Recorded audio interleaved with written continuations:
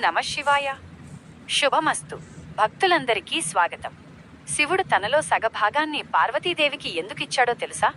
భక్తులారా, పరమశివుని అర్ధనారీశ్వర తత్వం వెనుక ఉన్న అద్భుతమైన పరమార్థాన్ని ఇప్పుడు తెలుసుకుందాం. కఠోర తపస్సు.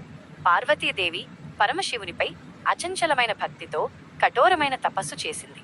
అర్ధభాగం అమ్మవారి భక్తికి మెచ్చిన బోళాశంకరుడు ఆమెను తనలో ఒక భాగంగా చేసుకున్నాడు. ప్రకృతి పురుషుల కలయిక.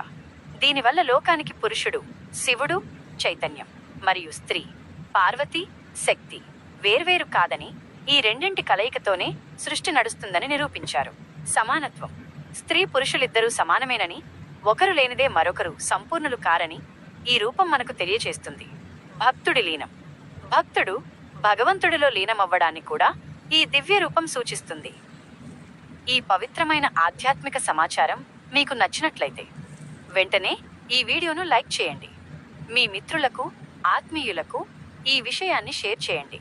మీ అభిప్రాయాలను తప్పకుండా కామెంట్ బాక్స్లో తెలియచేయండి.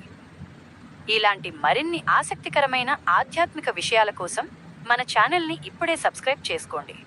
ఆ పార్వతీ పరమేశ్వరుల అనుగ్రహం మీకు ఎల్లప్పుడూ కలగాలని కోరుకుంటున్నాను. శుభం. మీరు శివపార్వతులను ఏ పేరుతో కొలుస్తారో కింద కామెంట్ చేయండి.